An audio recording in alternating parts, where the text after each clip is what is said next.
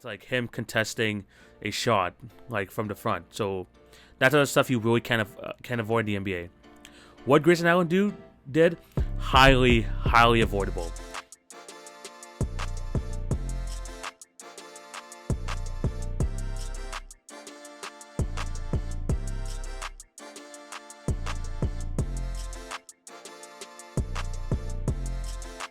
Hello and welcome to the Wednesday, January 26th edition of the TV on Basketball Podcast with your host, TV. Hope you're having a fantastic day and thank you for clicking on to watch or listen to today's episode. Before we start, I do have to plug my other platforms. Remember to follow TV on Basketball on Twitter, Facebook, Instagram, and TikTok for updates on the podcast and for other great content. If you're on YouTube, remember to like, share, and subscribe. Plus, hit the notification bell so you will not miss an episode. That would be highly appreciated. For all my podcast listeners, remember to subscribe and leave a review on Apple to help out the numbers. And as for my Spotify, Anchor, Podbean listeners, just show your support in any way possible. I truly appreciate it. I have a great show lined up for you guys today. Lots of news going around the NBA. The NBA trade deadline season is coming up very, very soon. So there's going to be a lot to talk about there. And as you can tell by the title of this video, there is a certain player that I will not mention because I'm just tired of talking about him. Plain and simple. But we're still going to be talking about a lot of NBA news. There's a lot to discuss. And yeah, I mean, this is like more of a normal podcast episode. The last few weeks, there was like NBA trade deadline type of special. Not like NBA like trade rumor special. NBA like all-star prediction, stuff like that. So those are more like different types of episodes, even the like mid-season awards. But we're back to like regularly scheduled programming. I'm excited to talk some more ball today. So yeah, there's a lot to discuss. So sit back, relax, and let's jump into the first topic. And because it's January 26th, an event 2 years ago shocked I would want to say just the NBA world, but it really just shocked the world in general. And we're here to commemorate Kobe Bryant on his death anniversary, 2020, 2 years ago. Him and his daughter Gianna was part of that tragic plane crash. On his they were on their way to Gianna's game, and they died tragically in the plane crash 2 years ago. It still feels surreal to this day because Kobe Bryant feels like this person who he's like one of those players that just felt invincible, you know, the Mamba mentality type of thing. Him doing making impact outside of the NBA world. He felt like he was someone that just couldn't be touched. He had such a huge impact on the game, on the world, that you just feel like, you know, he's going to be around the game for a long time, whether it's either helping out the Lakers in some sort of like advisor type of role, him doing something in Hollywood and stuff like that. You just knew that he was up for big things. And that was all tragically taken away from us 2 years ago. And honestly, it's still super unfortunate. I remember that day like it was yesterday. I found out the news when I was in the hallway, and I legit saw TMZ reporting on it, and I was like, stop with this BS, stop with this hoax stuff, because it's not funny. Then when more reputable news sources started coming out with the news, it started to become more real and real, and I wasn't even like a massive Kobe fan, as I know many people are. Some people, some of you listening to this episode know about. Just like, it still affected me because I watched him throughout my entire childhood as a fan. I know he hit 81 of my points on my Raptors, which I think the anniversary of that was like last week or like just over a week ago. And just him being taken away from us, highly unfortunate. So many great moments from Kobe's career. I remember like some of my favorite ones obviously being the Phoenix game winner, his final game, which I watched in full, which is crazy because there was that game and also the Warriors clinching 73-win game. But of course, everyone's trying to watch Kobe's last game because it was just such a monumental thing for the league. And he wasn't even there for his Hall of Fame ceremony and all that type of stuff. Like, it just doesn't like feel right that he's still not in this world. And the thing is, like, with Kobe, you know what, the whole Mamba mentality, he wouldn't want, you know, the world to just like stop everything for him. He would want them to move on, and as a way to commemorate him, because he always was working. He always tried to fight through whatever he was going through, and that's the whole kind of Mamba mentality type thing. And I think that's something we can really take away from Kobe from the short time he was on this earth, is that there's very little time that we have here.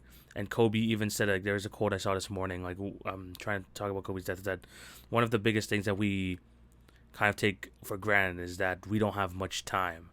And so when it comes to being like with who you want to be. I mean, you can continue to like do like stuff that you don't want to do, but at the same time, you gotta make yourself happy because you realize that you don't have much days on this earth, and no matter like what you're trying to build towards, at the end of the day, you want to try to like help yourself out first.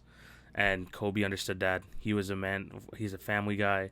He always did like what was best for him and his family, and that's something that's just completely admirable about Kobe Bryant.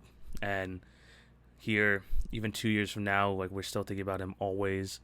We wish he was still here with us today, but circumstances, sometimes the world does not. It does, definitely the world doesn't work like that. So yeah, 2 years from now, 2 years again, just talking about him. I remember making that whole episode after his death. That was like really like kind of hard to record. And we're like 2 years from now, and like 2 years after, and it's still having a huge effect on the NBA world. So shout out to Kobe. Prayers, of course, up to prayers to Vanessa, the rest of their family, and of course prayers up to Gianna as well, and all the other victims on that plane crash. Highly, highly tragic day. And even still, I mean, Kobe, even though he died, he would want us to celebrate like what he's done in life, dear basketball, his tremendous NBA career, being a 5-time NBA champion, MVP, all that good stuff. Kobe, top 10 player of all time. He, of course, will be dearly, dearly missed. And on this day, we still commemorate him. We still celebrate the life that Kobe Bryant had. Let's move on to some actual basketball talk. Let's try to line up the mood and actually talk about some crazy news that's been going around the NBA. And the biggest one for me this week is James Harden. We got to talk about James Harden. And reports that he is apparently unhappy in Brooklyn.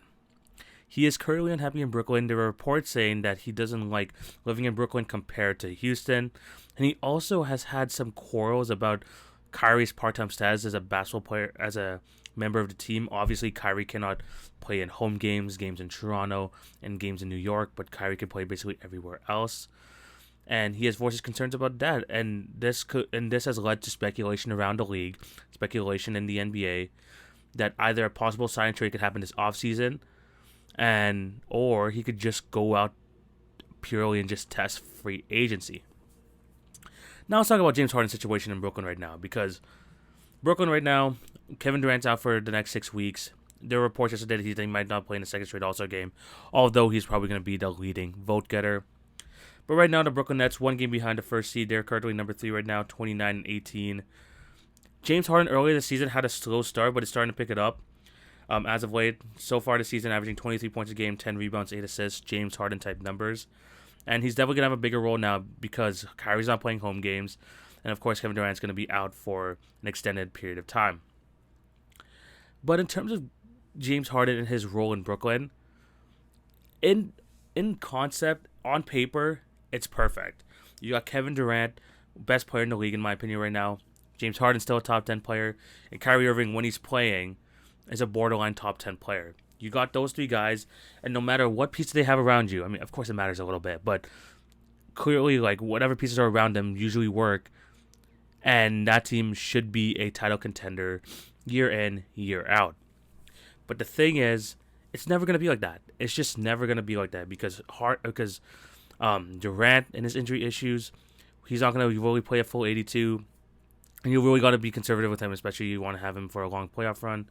Kyrie Irving still unvaccinated. He's like, even in the playoffs, this is going to be even more of an issue where he's going to be basically a part-time player. I can understand James Harden's frustration there. And they have a good supporting cast. Patty Mills has been great. Marcus Aldridge. They've got a pretty deep team in terms of depth. But James Harden being unhappy, him being like in Brooklyn, maybe hasn't like turned out the way he wanted to be. As long as they're all healthy, though, that could definitely change. But him moving on to another team could be a possibility. There are potential rumors about him being traded for he who shall not be named, which I don't know like how plausible that's going to be. But just think of the situation of like maybe possible destinations he can go to. Him going to the 76ers could be good. Him and Joel Embiid, maybe add some sort of third star if they move off Tobias Harris. That could be a very good combination. And, of course, Morey knows all about what James Harden can do one of the best players, probably his best player of the last decade when he was the GM/president of the Houston Rockets. And of course, something like that could possibly happen. 76ers have a package that could bring James Harden there in some sort of sign and trade. That could be something that the 76ers can look into doing. And they said that they're willing to make the trade in the offseason rather than doing it right now. And they said they're really trying to look for him. So maybe that is a possibility. But James Harden did address these rumors yesterday. And he basically said, yeah, I'm frustrated. But it's not me being in Brooklyn. It's not about all this other stuff. It's about him just wanting to win. And winning is going to be tough no matter who you have on the court. When you have pieces coming in and out. Of course, due to health and safety protocols, but also Kevin Durant being in and out. Kyrie Irving, again, stressing the point that he is a part-time NBA player right now. Of course, that's going to be frustrating. And James Harden had a great night versus the Los Angeles Lakers yesterday. Really tried to put the team on his back.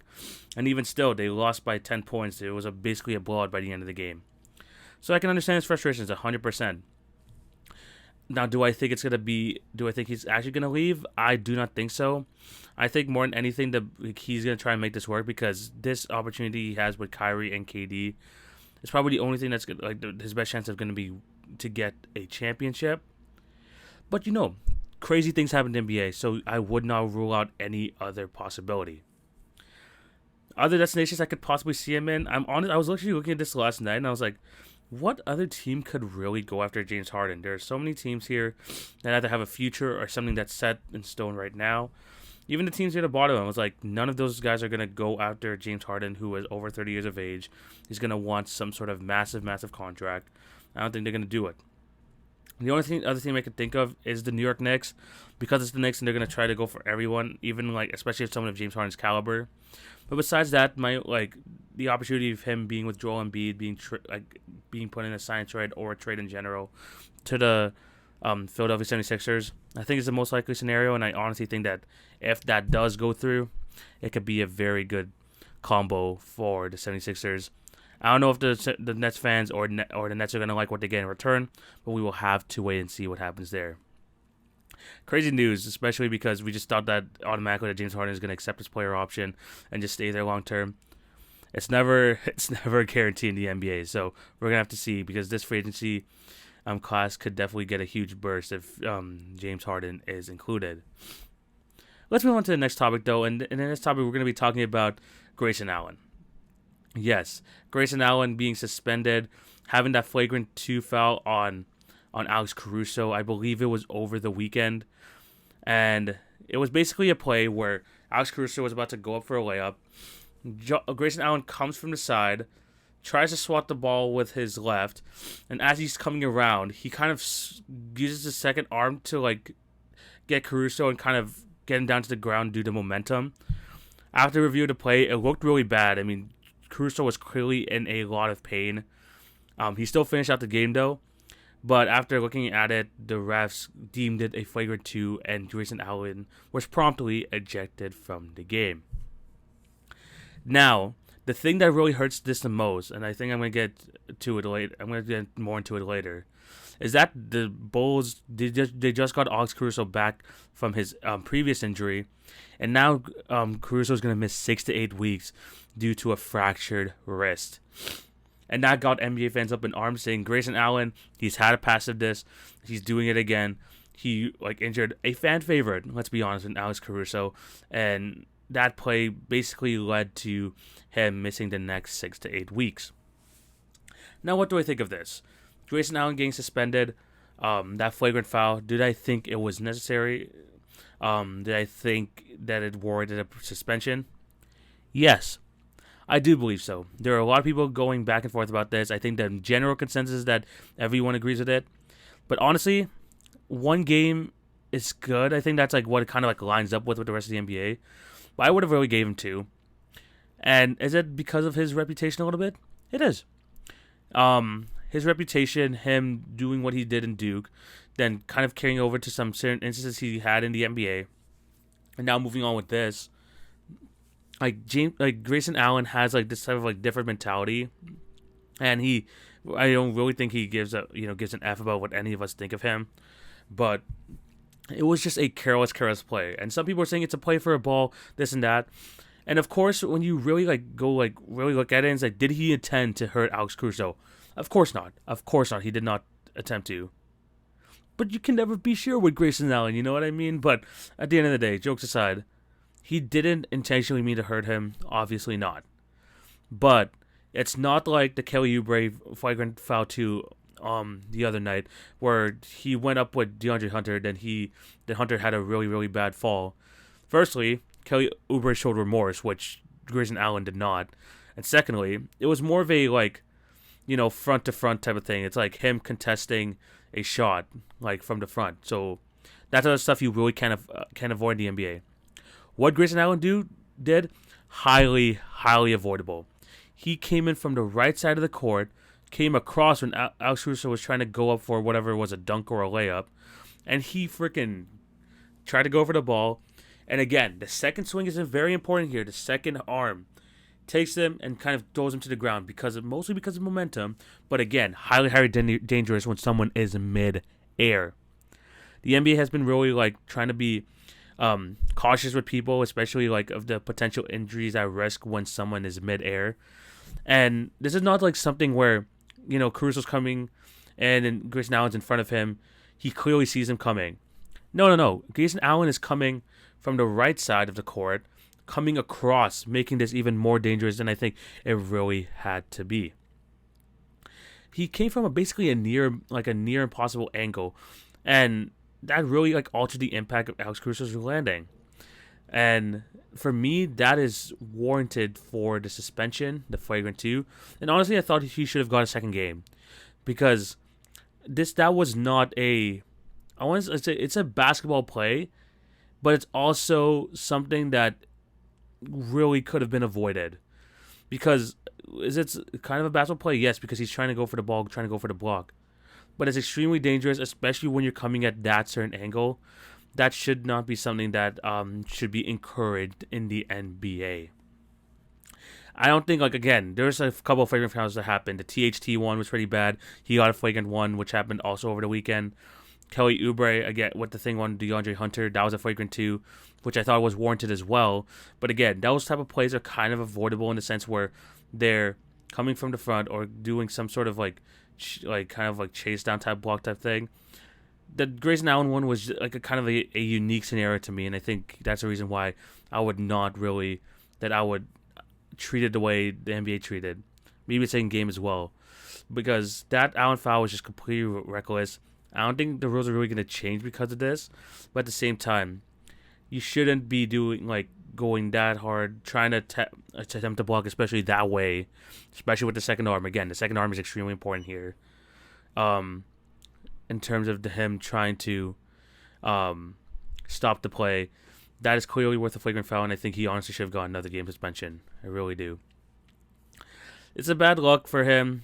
Bad luck for the definitely a bad luck for the Bucks, especially because the day after he was kind of their part of their game preview for the next game, and of course a lot of people were mad. Bulls fans are rightfully mad because they're already down bad, missing a bunch of players, and now they're missing Alex Caruso as well, who was a key part of their defense. Definitely tough. So, do I agree with James Harden suspension? Yes, I should have thought he got an extra game too, and that is clearly a flagrant foul. I just don't think that was a good play whatsoever. Before we move on to the next topic, I do want to discuss more about the Chicago Bulls because, man, they've got a lot of injuries. I was going to talk about this later on, but I think this is a great transition to talk about it right now. Lonzo Ball, 6 to 8 weeks, out. Derrick Jones Jr., he fractured something. I think it was in his right index finger. I think that's what I read this morning. Out 6 to 8 weeks. Caruso, out 6 to 8 weeks. Those are 3 guys who not are only key rotation pieces. These guys are the ones that are part of the defensive core of this team. Because let's be honest, Vucevic, barbecue chicken in there. DeMar DeRozan, average to below average defender. Zach LaVine, average to below average defender. The reason why they were even a competent defensive team is because they had the Alex Carusos, they had the Patrick Williams, who's out for the season, Lonzo Ball, of course Derrick Jones Jr. as well. All these guys missing a bunch of time is gonna hurt this team 100%. Now, luckily for the Bulls, Zach LaVine, who got injured, I think it was last week, should be coming back in the very near future. So at least they're going to have their star duo of him and DeMar. But the defense is going to take a major hit. It 100% is, unless they make a trade by the deadline. The one thing I would target for them is a defensive big, because seeing Vucevic out there just getting destroyed every single night is something is definitely hard to watch. But also it's even harder to watch if you're a Bulls fan. So if I'm the Bulls, either go big, try to get Jeremy Grant if that's even a possibility. Secondly, try and get a backup center. You don't have to even go like over the top. Potentially get a Nerlens Noel, potentially a Mitchell Robinson. You don't have to go like super over the top of them, especially because Mitchell Robinson's an expiring contract. Let's see what's going to happen, because I do think that these are definitely going to hurt for the next few weeks or so. They're going to have to try to tread water until then, which is tough because basically there are 2 games separating the 6th seed and the 1st seed right now. And the Bulls are only half a game back, so literally they're like number 2 right now. They could slip all the way to 6. They could potentially slip to 7 depending on how bad it gets. A lot of things can change, and having all these injuries is definitely rough. Hopefully these guys come back healthy, but as they start to come back slowly, it's definitely going to help out. Good thing for them is that Javonte Green, who has missed a couple weeks, should be back too, so that's a little bit of defense help, but at the same time, definitely rough news for the Bulls fans. Grayson Allen is probably going to be number 1 in the NBA right now, but especially to the Bulls, they probably want him like suspended like freaking as long as Alex Caruso is out for. So yeah, it's bad news for the Bulls. Let's see if they're going to be able to deal with it. Let's see if they're going to be able to tread water until they come back.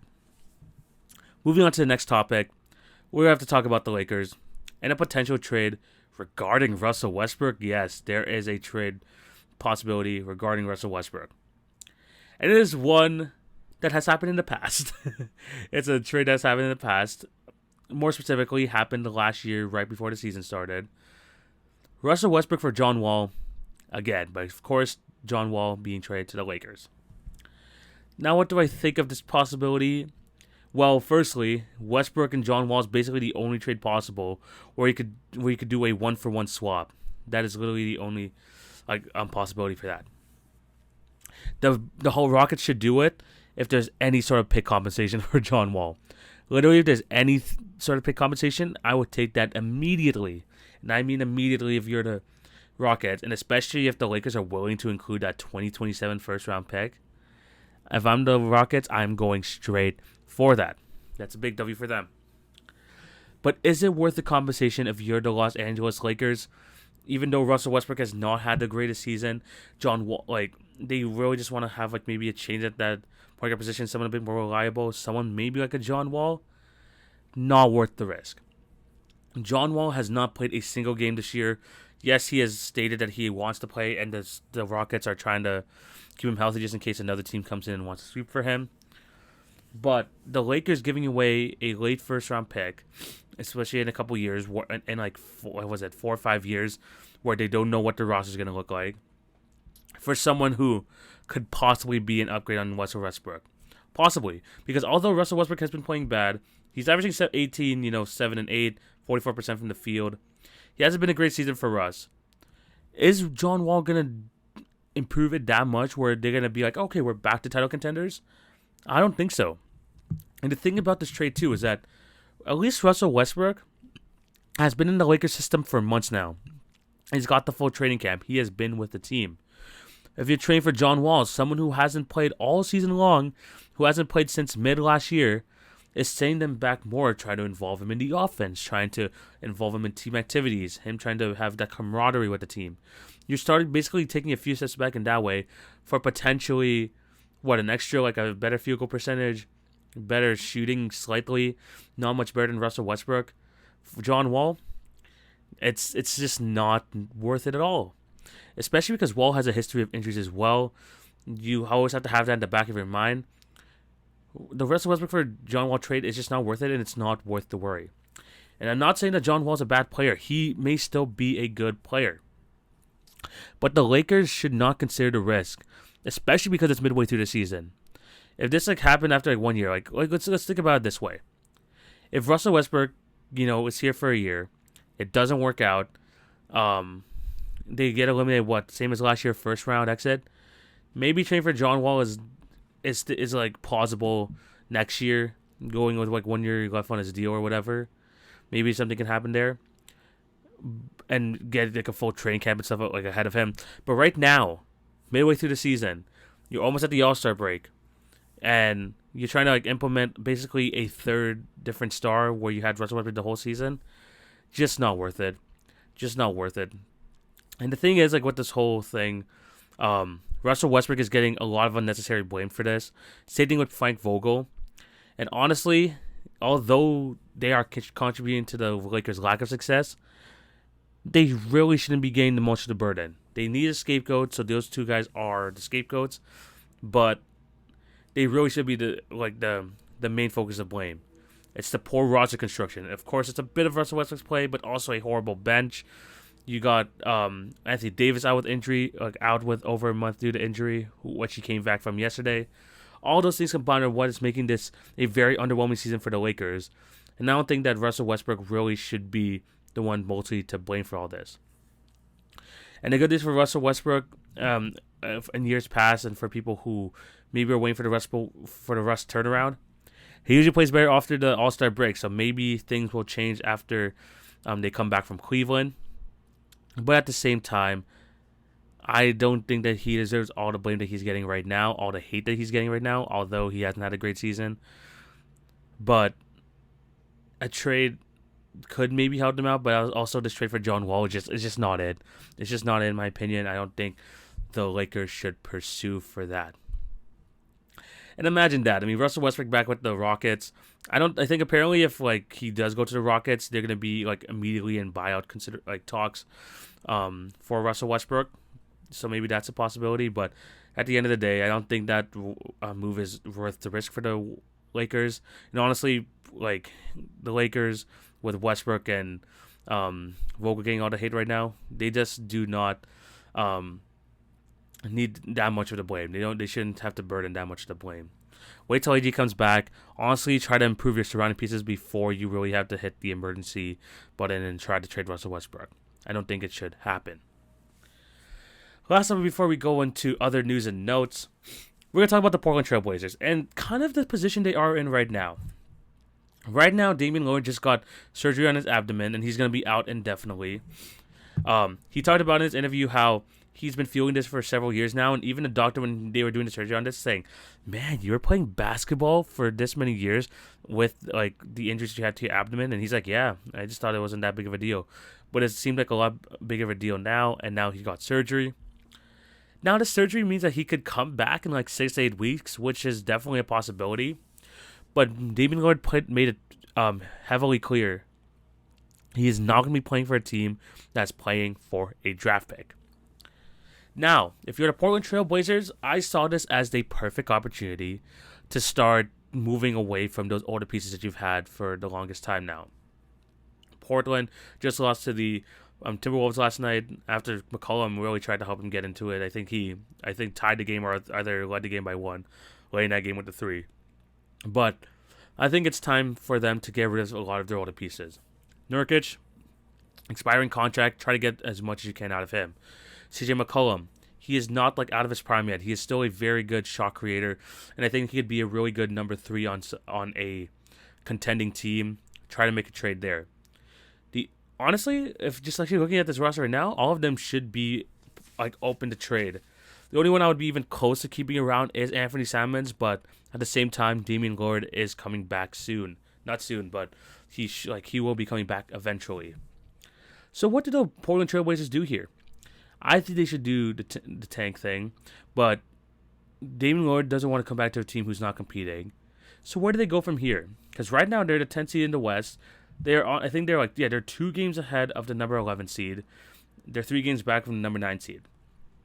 They are in the final play-in spot. And honestly, even with this roster, because of how bad the bottom of the West is, it is very possible that this team could just stay number 10 with or without Damian Lillard. But that shouldn't be a goal. That really shouldn't be a goal for this team. If that's like what you're aiming for right now, then don't even bother. Don't even bother if you're the Portland Trailblazers. I mean, trade Nurkic now. Trade McCollum. There are pieces you can get back in terms of draft capital or any sort of like young pieces to move around this team. This has been an absolute disaster year with the whole Neil O'Shea thing. Now with the whole Damian Lillard surgery thing. At this point, the Trailblazers might just have to pull the plug. Trade him. Try and convince Damian Lillard that's probably best that they could trade him too. Just start fresh. Maybe start with an Anthony Simons as that like nice building piece because he's honestly been great in the month of January, averaging over like 23, 24 points a game. But it's time. It really should be time. But the Portland Trailblazers, they're just stuck in this place where what do they do now? They want to compete to get Damian Lillard back, try and get that revenue, try and get the play-in money, potentially get into the playoffs where they can have a minimum of like 2 more games in their home court. Or start the full rebuild, which I think they should do, but at the same time, Damian Lillard has expressed that he wants to stay. He wants to have like a lifelong thing there in Portland. But is he on the same page with the management, especially because they have new management in right now? I'm not sure, and I don't think that trying to run it back is going to do anything good for this team. I honestly think even the Lakers, the Timberwolves, the Clippers, who just came back from a 35-point lead yesterday without PG, without Kawhi, is a better team than the Trailblazers right now. They are, and I think that them trying to compete here, trying to fight to try and get to a play-in tournament, is just not worth the effort. It's not worth all the necessary stress and trying to force Damian Lillard back when he clearly, and I mean clearly, needs the rest. The change in the roster must happen.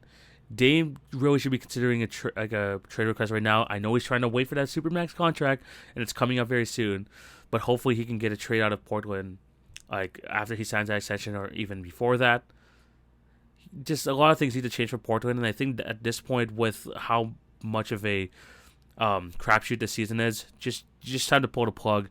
Really just trade everyone, kind of do what the Orlando Magic did, and just try to get as much future assets as you can. I know it's such a Lillard, especially because he's already 30 years old, and you really just want to see him competing year in and year out. That's honestly just not a possibility. And I just think that his time with the Trailblazers, as much as he wants to stay, is up. Him, the McCollum backcourt, Jusuf Nurkic, you can even trade players like Covington, Larry Nance Jr. Just try and get younger, find the direction you want to go. Either go for it or not. It's a tough decision for them, but I don't think there's anything that they could do to his roster that can get them to the next level, take him into a playoff spot, especially with Damian Lillard coming back. I just do not see it. It's gonna be interesting to see what they do around the trade deadline. I don't know, with the Trailblazers, they're just really kind of it feels like they're going to stay still, but they also need to make a lot of trades. We'll have to wait and see. But the Trailblazers, in my opinion, should blow it up, but they're in a peculiar situation right now. Let's go on to news and notes around the NBA. Just a couple of topics before we end today's episode. We already talked about the Bulls' injuries, missing out on Derrick Jones Jr., Lonzo, Caruso. Absolutely tough, but let's see. Let's hope they can tread water. Paul George is thinking about getting surgery on his UCL. I think that's the thing that's happening in his that's the thing in his elbow right now that needs to have surgery on, and he could possibly be out for the season. Quick thoughts on this: the Clippers, no matter what, they're going to be competing. As seen yesterday, since 1987 and 1977. The biggest comeback in NBA history, I think of course of the century, but over the last 30, 40 years. They were down by 35 to the Wizards in the first half. They were down by 31 at halftime. And they won. They outscored the Wizards 80-49 in the second half, and they won the game on a game-winning three-pointer and won by Luke Kennard. I mean, it's crazy because you're going to fight every night. The thing is with the Clippers, there's no point of really tanking because These guys want to compete on the floor right now. They're clearly in a playing spot, and that's what they're going to continue to be competing for. That's not really the direction the Clippers even want to go to. They want to show that to Paul George and Kawhi Leonard that they're going to be competing no matter what, with or without them in the lineup. They've been doing that this year. They're probably going to... They're just coached well enough. They have good enough camaraderie where they're going to probably make it to the play-in tournament anyway. So, yeah, it's unfortunate that Paul George has to get this that he's thinking of getting this surgery. It's probably for the best, which means that Kawhi Leonard may not be coming back either, which is also tough for Clippers fans. But I think this year... It's an okay throwaway year, especially because you see like crazy things like this from yesterday. But yeah, I think it's best for them just to come back next year, come back fresh, and hopefully the Clippers like develop more young talent to help in the rotation for the next year. One last thing we're gonna discuss before we end today's episode: a trade finally happened for Bol Bol. We got a three-team deal here. We have Bol Bol getting traded away from the Denver Nuggets to the Boston Celtics alongside PJ Dozier. The San Antonio Spurs get Juancho Hernan-Gomez along with the 2028 second round pick for the Denver Nuggets, and the Nuggets receive Bryn Forbes. Quick analysis of this trade: the Denver Nuggets gained Bryn Forbes. They need a bit more guard help. Bryn Forbes has shown that he is a reliable shooter, even in the playoffs. Good pickup for them. The Spurs get Juancho Hernan-Gomez, another European piece, and a good second round pick. Obviously, could be used as a trade piece, or you could just draft someone in 2028. Crazy to think about that because that's 6 years away. But the Spurs got something out of trading away Bryn Forbes, and then the Celtics take a chance with Bol Bol and PJ Dozier. Bol Bol, I don't know really if he's still is gonna have a place in the league very soon. But PJ Dozier, if he does come out from injury and he does re-sign with the team next year, could be a solid piece for them off the bench. Of course, the whole Bol Bol trade with the Pistons fell out a few weeks ago because he didn't pass his medical, and now he's out 8 to 12 weeks. And the Celtics are you know what, we'll take him, and the potential PJ Dozier type thing. They traded away Juancho Hernan-Gomez, who wasn't not even playing at all, so this really doesn't make a difference. Very minor deal, and I think the winner of all this is just the Nuggets because they actually have someone that's probably going to play. So yeah, those are other news and notes around the league. Let me know down below what you guys think of all the topics we talked about today: the potential Walford Westbrook trade, the Grayson Allen suspension, the Harden news. Let me know down below what you guys think. It's a shorter episode, but I think this is good because we've been having a lot of long episodes lately. But I think we're going to end it. Thank you guys for watching or listening. Remember to show love on all the podcast channels. Like, share, and subscribe if you're on YouTube. And remember to follow TV on Basketball on Twitter, Facebook, Instagram, and TikTok for updates on the podcast and for other awesome content that has been releasing, especially on the TikTok. Get on that. I'm almost at 700 followers. Trying to get to 1,000 so I can start doing some lives there over with y'all. Should be really fun. And with NBA All-Star Weekend coming up, with the NBA trade deadline coming up, there's a lot of things we're going to have to discuss, and I think there's going to be a really fun next few weeks of basketball. Thank you guys for all the support on the podcast. Excited to provide more content for you. And yeah, just be on the lookout for just other stuff that's going around on my channel over the next few days, weeks, and honestly for the rest of the season. So yeah, once again, thank you guys for all the support. Hope you have a fantastic day. Take it easy, guys. TV signing out. Peace.